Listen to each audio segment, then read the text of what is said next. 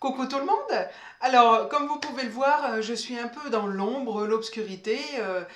J'attends, je vais mettre sur pause et j'attends que le soleil veuille bien éclairer ma pièce pour pouvoir faire cette vidéo. C'est génial. Bon, alors le soleil commence à m'éclairer. Je fais cette vidéo aujourd'hui pour vous dire en fait que c'est la 100e vidéo. Alors, qu'est-ce que j'allais prendre comme sujet? Je vous avais dit que j'allais vous parler, puisque je me base, je prends mes exemples sur Marie-Hélène Dellenseger, pour vous parler un peu du bas de et du cochon de bois sur le mois de janvier. Et puis je me suis dit, c'est la 100e quand même. Donc je vais vous raconter aussi une petite histoire qui est en train de m'arriver et qui est pas, qui est à la fois marrante et à la fois un peu moins marrante, mais c'est comme quoi tout est lié, communication animale, enfin c'est génial.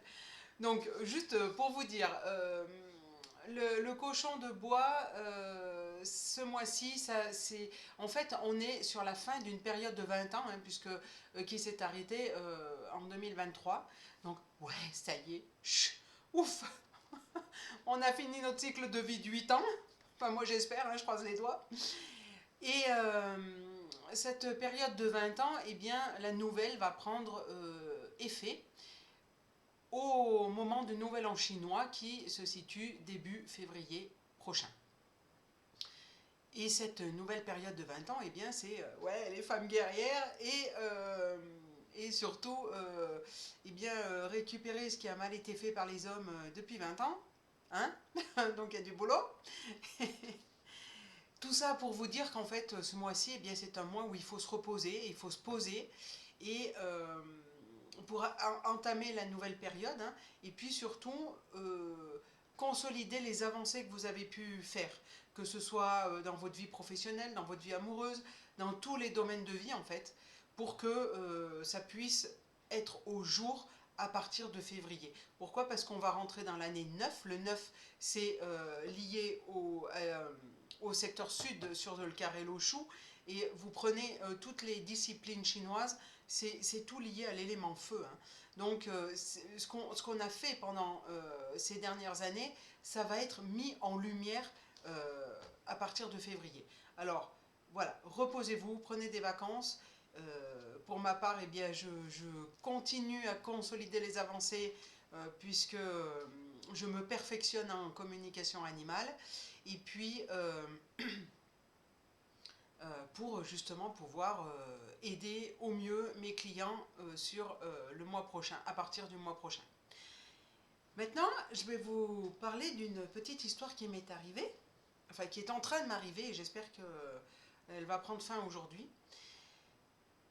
Vous savez, à travers les différentes vidéos, vous avez pu voir Artemis, ma petite minette qui a 1 an et demi, Eclipse qui en a 14, et mon Horus, donc le petit dernier qui vient d'arriver, enfin qui est arrivé au mois de juillet, qui a 9 mois, et que j'ai appelé Horus parce que, voilà, les énergies actuelles, on m'a soufflé que ça serait bien qu'il s'appelle Horus, puisque j'avais le choix, j'avais décidé Osiris, Anubis, Horus, et quand on se référence à ces dieux égyptiens, eh bien, bon, Osiris a quand même été démantelé en 14 morceaux, hein, c'est sa sœur Isis qui l'a reconstitué.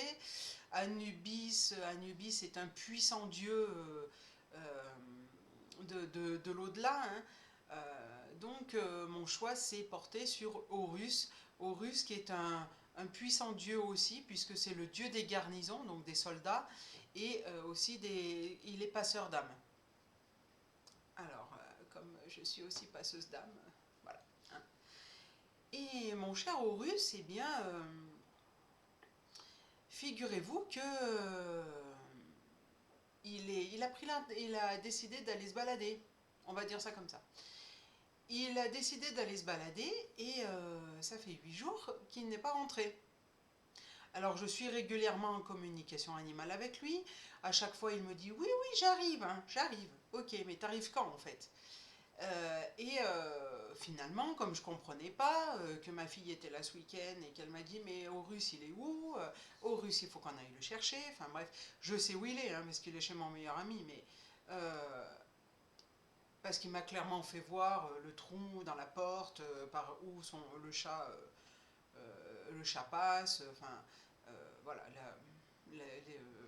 la mezzanine où il est caché là-haut dans les cartons et tout. Bon. Et puis j'ai une collègue qui, alors si elle se reconnaît, coucou, hein, qui va monter sa boîte dans l'énergétique.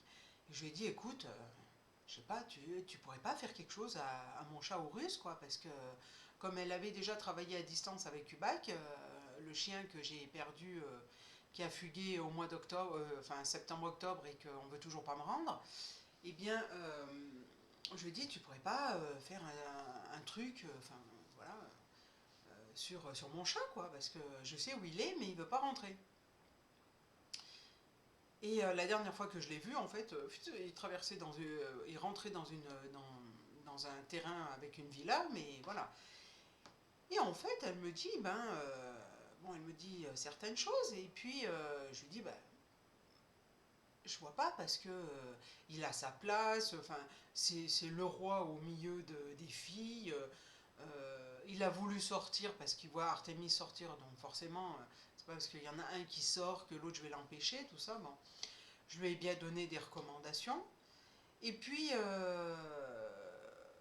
mon éclipse est malade, elle a une hyperthyroïdie. Alors, je l'ai emmenée chez le vétérinaire et je la soigne.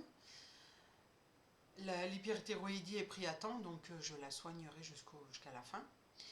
Et puis, je lui dis, tu sais, Horus, bon, je vais ramener Eclipse pour sa prise de sang, et puis après, on prend rendez-vous pour te faire castrer et te pucer. 2, 3 fois, je lui ai dit ça. Et en fait, il ressort dans les cartes que Monsieur Chat, en fait, a pris la fuite. Il n'est pas allé se balader, non, il a pris la fuite parce qu'il ne veut pas se faire castrer. Bah oui, vous comprenez, on va pas castrer un dieu. Alors c'est de ma faute, hein. J'aurais peut-être dû l'appeler Black dans un nom banal, voilà. Mais j'ai choisi de l'appeler Horus. Et lui, il se dit, attends, je suis un dieu. je suis le dieu des garnisons, et toi, tu vas me faire castrer. Ben non, en fait. Alors, depuis que je sais ça, je fais des connexions avec lui régulières, et je lui dis, écoute, ok, je vais te chercher, je te promets que tu ne seras pas castré, et surtout, tu seras pucé parce que c'est une obligation, mais voilà. Donc, n'aie pas peur, reviens à la maison, et tout ira pour le mieux, puisque Artemis t'attend, et Eclipse te languit. Moi, tu me manques, parce que mon petit réveil matin, ça me manque. Alors, reviens. Voilà. Donc, j'espère que je vais pouvoir l'attraper aujourd'hui. Et puis je vous tiendrai au courant, hein, si vraiment Monsieur Horus daigne rentrer à la maison. Voilà, si cette histoire vous a plu, eh bien, je vous laisse vous abonner à ma chaîne YouTube ou au groupe Facebook privé qui est encore sous l'ancien nom parce que j'arrive pas à le changer, qui s'appelle Feng Shui Joyeux. Si vous avez aimé, likez, partagez sur tous les réseaux. Et puis, si vous voulez un nettoyage énergétique de l'habitat, un passage d'âme, entre autres, hein, une connexion animale, une expertise Feng Shui, je vous laisse me contacter à marilenallegre@gmail.com ou au 07 88 85 91 70. Je vous dis à la semaine prochaine pour la 101e vidéo.